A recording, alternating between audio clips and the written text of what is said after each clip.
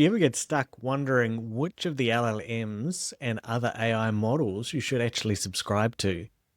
Ninjachat solves this problem by bundling a whole lot of different paid and free AI large language models, image generation, video generation, and other bits and pieces all into a single product. Ninjachat have been nice enough to give me a discount code to be able to share with you. So following the affiliate link there with my name in it, and then using the code AI25 should get you 25% off any of their paid products. Even if you want to just jump in and have a look for free, you get a certain number of credits. The way that it works is that for all of the different functions, you'll get a number of credits to be able to use each month. So each month they'll reset, but it means that you can spread your usage across the different models, all for that single price. So let's have a look at some of the tools. We're starting off here. We're on the dashboard. And so this is where we're accessing our main large language models. We've got this first switch here, auto, where we can switch that to web, analysis, chatting, YouTube, or academic, depending on what kind of search or activity we want to do. If we leave it in auto, it'll do its best to figure out on its own. Next one over is our different models. So we can see that we have Google's Gemini models there. We've got Chat GPTs. We've got the 4.0, 4.1, 4.1 mini. We've got Claude's 3.7 Sonnet. We've got Llama. We've got DeepSeek. This is a really nice way to be able to access DeepSeek without having to worry about using DeepSeek servers. We've got Perplexity and we've got Mistral. So really nice range there of things that if you subscribe to all of those would actually add up to a fair bit of cost. So we can choose whichever one we would like. Our next button here, settings, that is our specifics around our prompt. So currently what it's got is some location details for me, some other things about what I might want to see, but it's something where you can click, you can go in there and change yourself. Paperclip, we can add files, and microphone, we can access this with voice.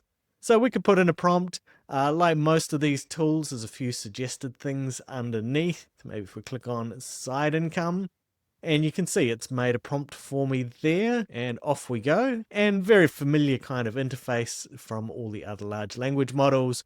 We've got our record of chats down the side. We've got our main space here where we can prompt and then we can keep working. We can share it and so on. So that search was a web search. We were using Claude. And I like how it lays it out nice and clear where we've got some hyperlinks here to different sites and different resources. And you can see 18 more. So we've got links to all the resources and then the summary like we would normally have with ChatGPT or Claude. We can see that it's fairly bullet pointed out, giving us our different bits and pieces. So if we go back, we can maybe have a go of a different one. So maybe we'll have a go of an academic one. Maybe we will use ChatGPT 4.1. So we've put in a academic related question around AI and medical education. We notice that the way that it presents the information, it's that typewriter style from the earlier versions of ChatGPT. Some people like it, some people don't, and you're going to be waiting the same amount of time either way. So you either get the information kind of bits at a time or all at once. You can see that at the bottom here, we've got our rewrite, copy, we can export and we can share. All of our statements in our summary here have been linked, and it's really nice when it's not only referencing, but it is actually hyperlinking as well. So we can see here, not having to worry about hallucinations because it is letting us actually go and view the paper. So we click on view the paper and it takes us off to PubMed where we can see the information and in fact the full text for that one, which is really nice. Next up, we've got the AI Playground. The AI Playground, pretty neat. We can put several large language models side by side and then we can give them the same prompt, get them to run through and compare the outputs side by side. So I've just set up two here, got in a question, we'll click send to all. And rather than having to go to the different sites, here's ChatGPT, here's Gemini. See that Gemini has really gone into a lot more detail. In fact, right down to some resources in Melbourne. So pretty interesting contrast there. Same prompt, very different outputs. We can see up the top here, we can go to 3 panels or 4 panels as well. So that's pretty cool, being able to see the different output from the different models side by side. Really good for testing as well, if you were trying to decide which one you prefer. It saves you having to go to the different sites. Under Create, we've got images, music, and video.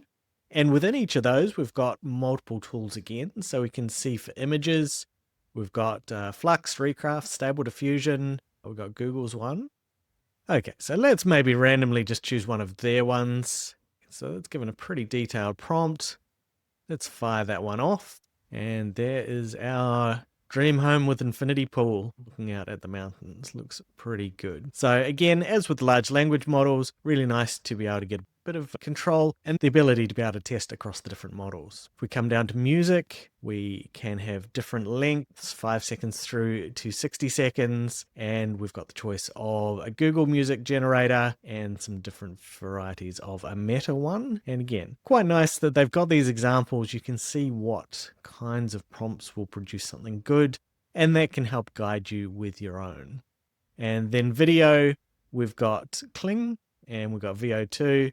And depending on which one you use would vary how many credits get used. Important to note that when we are generating video content, it is always going to take a bit longer. Here's our video, 5 seconds. Let's have a look at what that looks like. Last section, we've got these three. So we've got Mindmaps. We can choose from YouTube, PDF, website, and audio.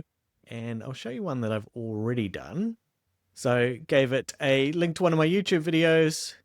And then we can see here the mind map that it drew out, really just covering the different sections that I talked about in that video. Next up, we've got the chat with PDF. And as I do with a lot of AI tools, one of the ways that I test it is by dropping my PhD in there. At 249 pages, it's definitely a more challenging PDF document for the AI to have to deal with. It's just a simple drag and drop. And then once I did that, immediately gave me this little summary. I've asked summarize key findings. It's done a good job there. And then maybe we can try something like, what was the methodology used? And it has a bit of a thing. And again, data collection, data analysis, simulation models, validation, all pretty good. Last up, we've got the writing library. And the writing library is a really extensive set of writing tools. So you can imagine all of these are really just prompts or alterations to prompts for the various large language models. And if we just do a bit of a scroll, we can see there is lots and lots of them there. And if we have a look at a few, text naturalizer, conclusion writer, professional email drafter, basically each of them is trying to do one very particular thing. You may have crafted your own prompts to do that thing, but if you haven't, it's really handy to be able to work with someone else's to see where you can get more specific and tailored results out of a large language model. Attention grabber, if you're doing marketing, something like that. We've got a thesaurus, we've got interactive story plotter. I haven't tested the cultural sensitivity checker, but could be something that's handy. Academic simplifier. So lots and lots of different bits and pieces here, and I'm sure you will find some of those pretty handy no matter what kind of writing. If you're doing any kind of writing, this is pretty good. So this has been Ninjachat, Ninjachat.ai, but make sure you use the affiliate link that I give you, and AI25 as a discount code gives you hopefully 25% off whatever you purchase from them. Even with the free plan, you get some credits, you can have a bit of a play.